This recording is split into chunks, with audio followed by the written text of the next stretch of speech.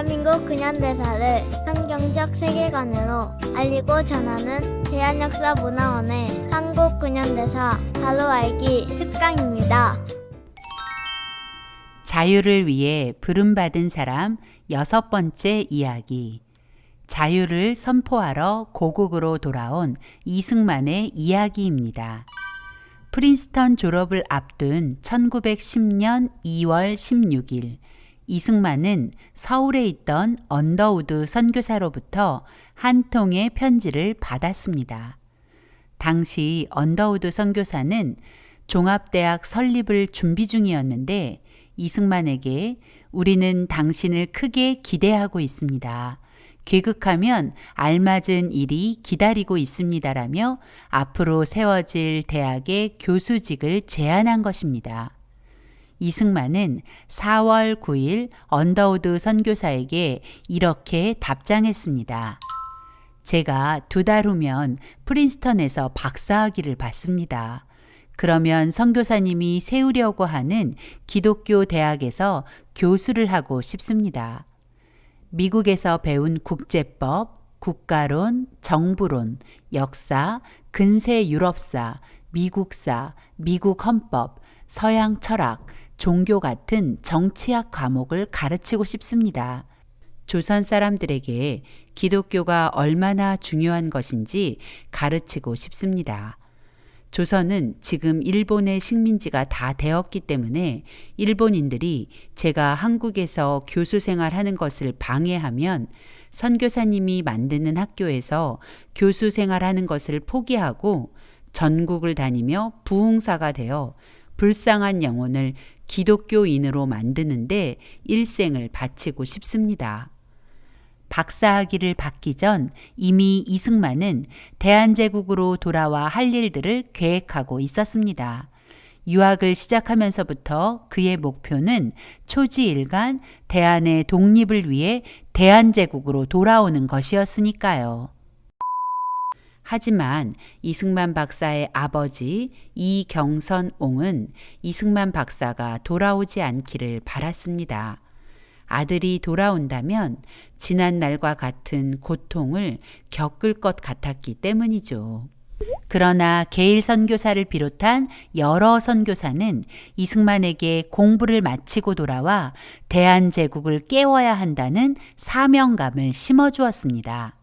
만약 이승만 박사가 미국에 머물렀다면 얼마든지 좋은 직업과 명예 그리고 안정적인 삶을 보장받았을 것입니다. 그러나 이승만 박사는 하나님께서 주신 마음을 잊지 않았습니다. 조선의 백성으로서 책임감을 가지는 것. 그래서 그는 기꺼이 자신의 조국을 위해 헌신하려 돌아올 준비를 한 것이죠.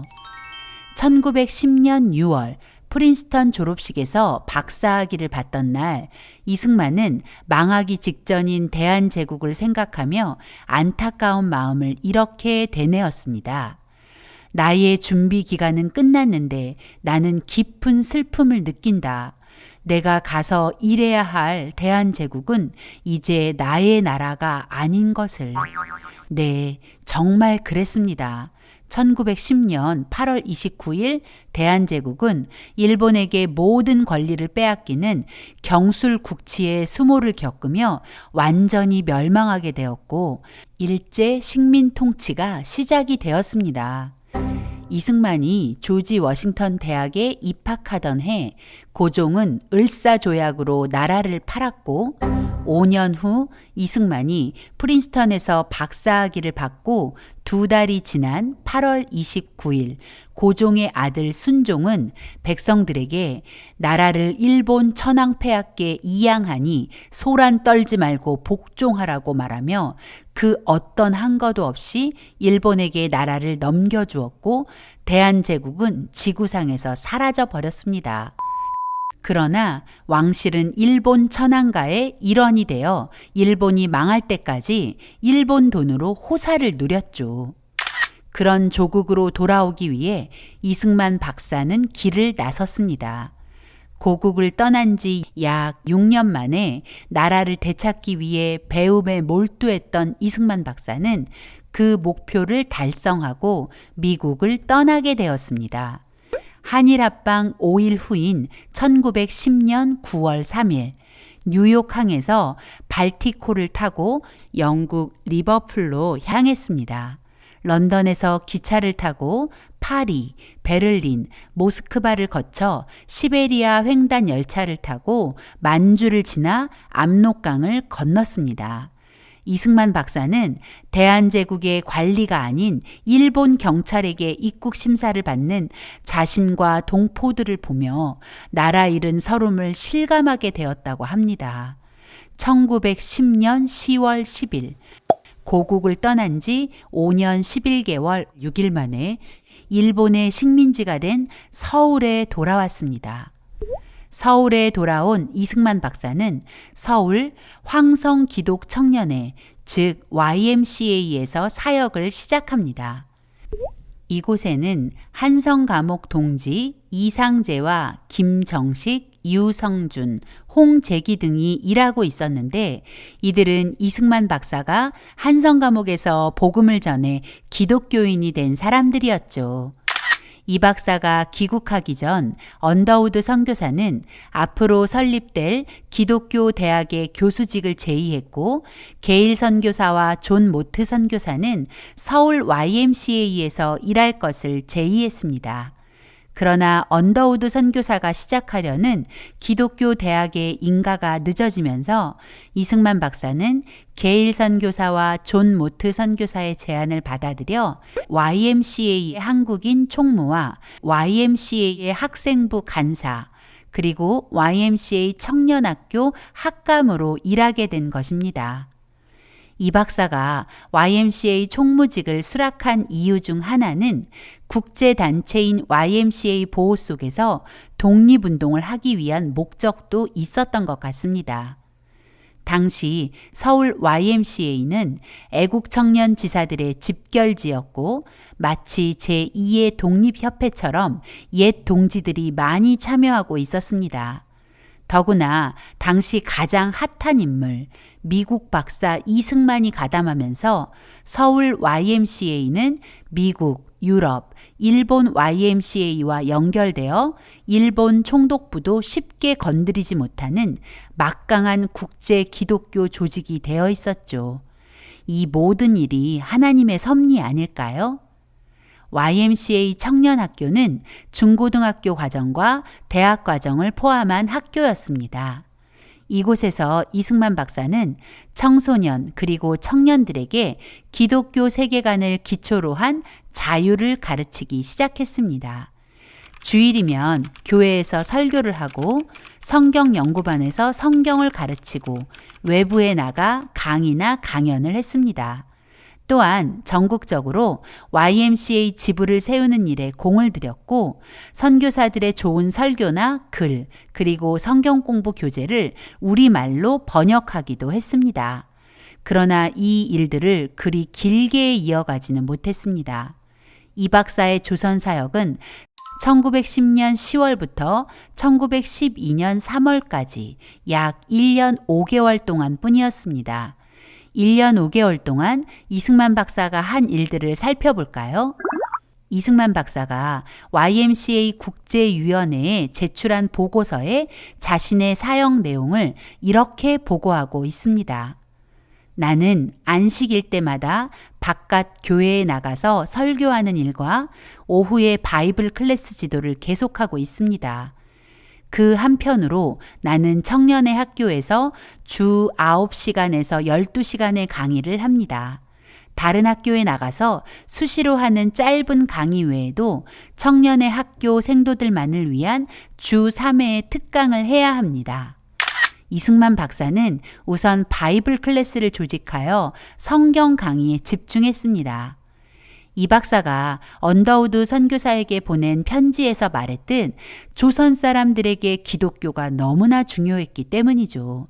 지금 보는 사진이 바로 바이블 클래스에 모여든 학생들입니다. 또한 청년학교 대학부에서 성경과 국제법을 가르쳤는데 이 박사에게 가르침을 받기 위해서 많은 학생들이 몰려들었다고 합니다. 배제학당 시절 협성의 토론회에서 그랬듯 토요일마다 YMCA 연합 토론회를 빠짐없이 열어 학생들에게 독립정신을 심어주며 늘 꿈꾸던 기독교 세계관에 기초한 자유민주주의 교육에 돌입한 것이죠. 모임마다 몰려온 수백 명의 학생들에게 이승만 박사의 행동 하나하나가 화제가 되었습니다. 이 박사는 모든 공부를 기도로 시작하고 기도로 끝냈으며 계단을 오르내리면서도 영어로 혼자 기도했다고 합니다. 그리고 재미있는 이 박사의 유머에 매 강의마다 웃음이 끊이지 않았다고 합니다. 학생들이 조금만 잘해도 원더풀, 중요한 대목마다 굉장해, 정말 굉장해 라고 추임새를 넣어서 이 굉장이란 별명까지 얻었다고 하네요. 이 박사의 강연과 강의는 청중을 압도하는 설득력이 있어서 마치 교회의 부흥회처럼 그 열기가 대단했다고 합니다. 이승만 박사는 1911년 봄 기차로 2300km, 배로 880km, 말과 나귀를 타고 424km, 우마차로 80km, 인력거나 가마를 타고 3.6km, 그리고 기차나 배, 말과 나귀, 우마차나 인력거 등으로 갈 수 없는 길을 11km를 걸으며 전남에서 평안도까지 33회의 집회를 열어 7,535명의 학생과 청중에게 부흥회를 겸한 강연을 이어갔습니다. 그 결과 전국적으로 33개의 YMCA 지부가 탄생하게 되었고 그 33개 지부를 통해 기독교 세계관으로 무장한 조선 독립을 위한 청년 조직망이 전국적으로 구축되었죠. 이승만 박사가 1년 5개월 동안 조선에 외친 메시지는 기독교 세계관을 기초로 한 자유와 자유민주주의 그리고 독립정신이었습니다. 전국적인 집회를 마치고 평양서 서울로 돌아오는 길 1911년 6월 윤치호 선생이 운영했던 개성의 한영서원에서 제2회 기독학생 하령회를 개최하게 되었습니다. 하령회란 여름에 개최하는 수련회 또는 부흥회를 말합니다. 이 하령회에는 전국 각지 서울, 광주, 전주, 군산, 개성, 선천 등의 21개 기독교 학교에서 모인 93명의 학생 대표와 여러 선교사와 목회자가 참석했습니다. 미국인 목사들의 설교로 부흥회가 진행되었고 이승만 박사 역시 주 강사 중 하나였습니다. 이 하령회에서 놀라운 일이 일어났습니다. 성경 말씀을 들은 사람들의 마음에 성령의 불이 임하면서 내가 조선의 독립을 위해 헌신해야 한다는 독립정신이 일어난 것이죠. 이승만 박사가 한성 감옥에서 외치던 거룩한 성도가 거룩한 백성이 된다는 그 외침 그대로였습니다. 이 하령회를 보고 충격을 받은 일본 총독부는 본격적으로 기독교를 탄압할 계획을 세우게 됩니다. 한영서원 하령회 이후 일본은 이승만 박사를 더 철저히 감시하기 시작했고 이 박사의 외부 활동은 더 이상 불가능하게 되었습니다.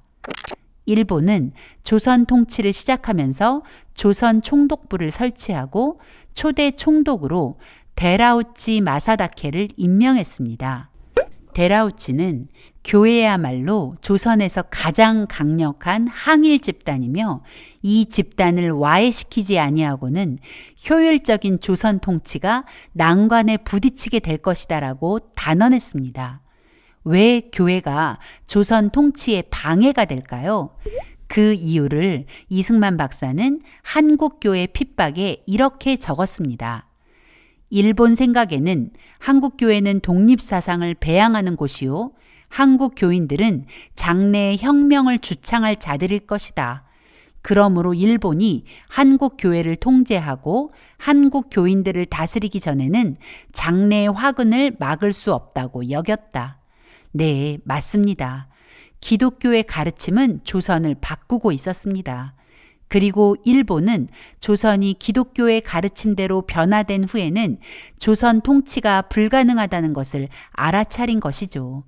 그래서 조선을 자신들의 뜻대로 움직이기 위해서는 기독교를 제거해야만 했던 것입니다. 일본은 살아있는 천황을 신으로 섬기는 우상숭배 국가입니다. 그러므로 천황이 온 세계로부터 존경과 숭배를 받아야 한다고 생각했습니다.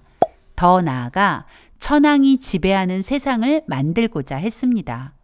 그러나 일본의 천황 숭배는 오직 한 분이신 하나님을 믿는 기독교인들에게는 절대 용납될 수 없는 것이었죠.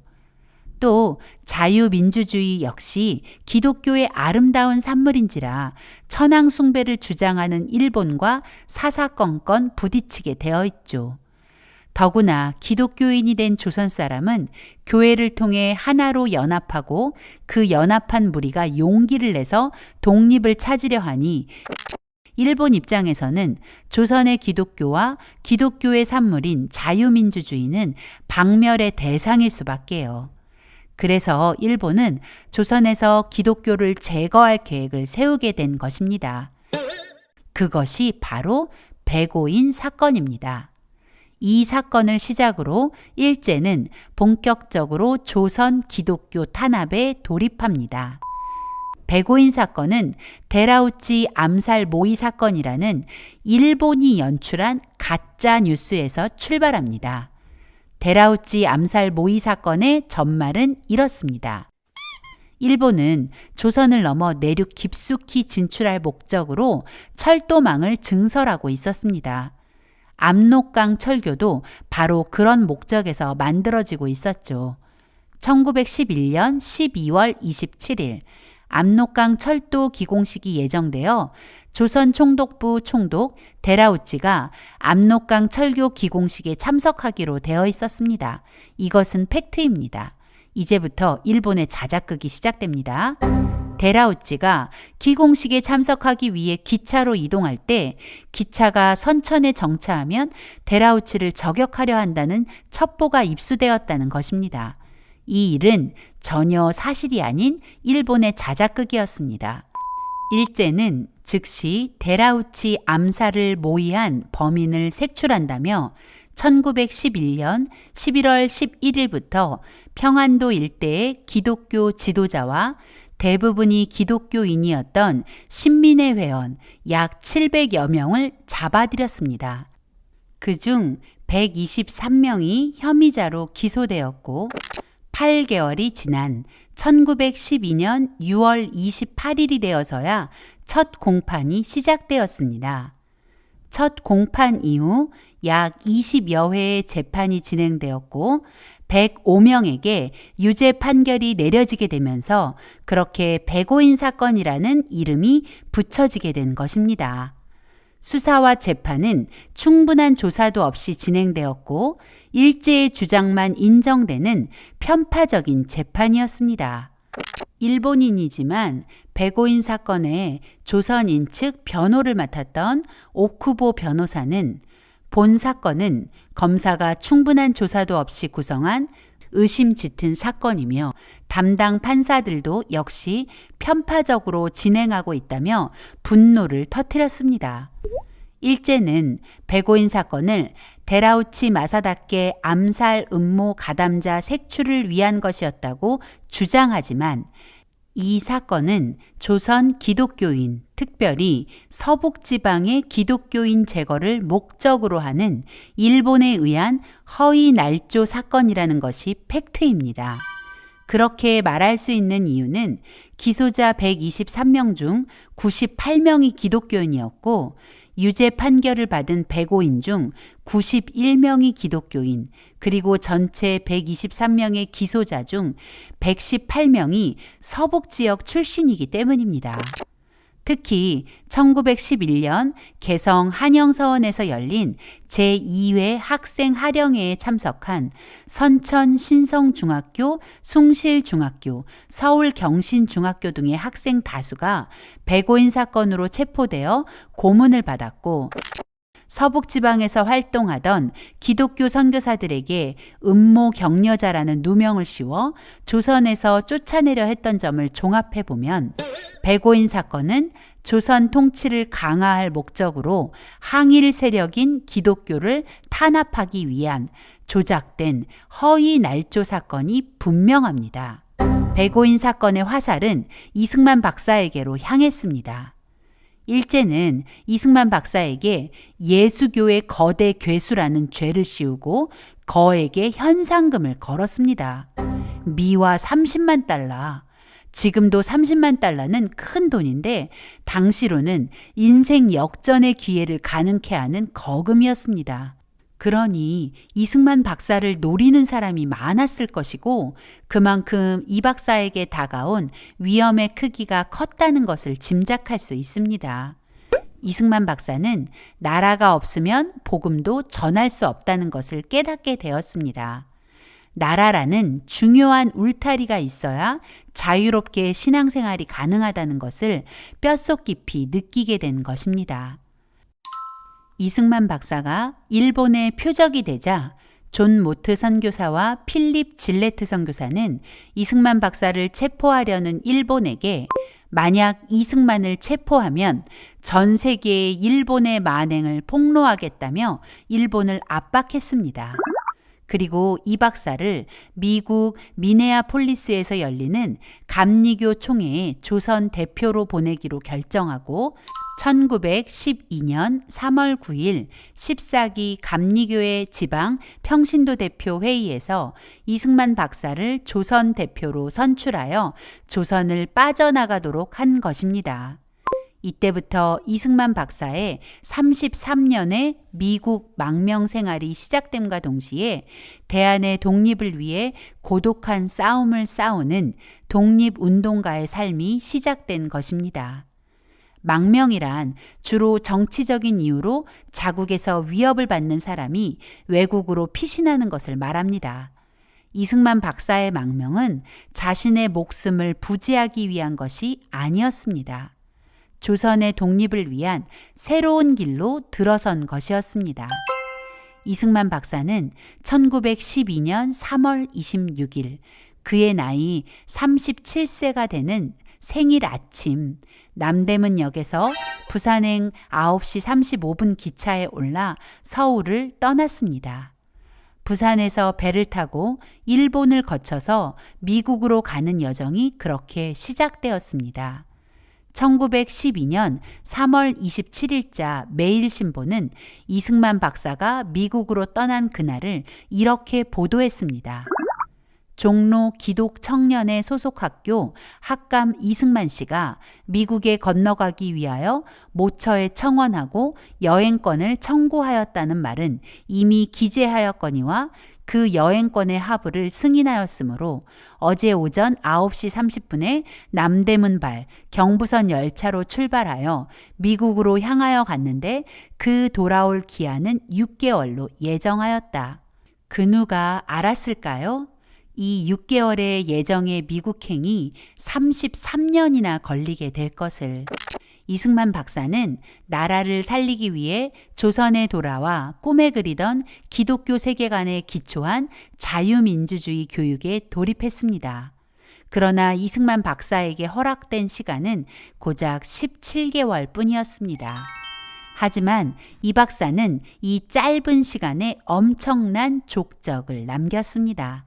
무엇보다 전국에 YMCA 조직망을 만들었고 이 조직을 통해서 배출했던 사람들이 후일 3.1 운동과 독립운동의 주역들이 된 것이죠. 이승만 박사는 이제 나라의 독립을 되찾기 위해 고독한 나그네가 되어 미국을 향해 나아가고 있습니다.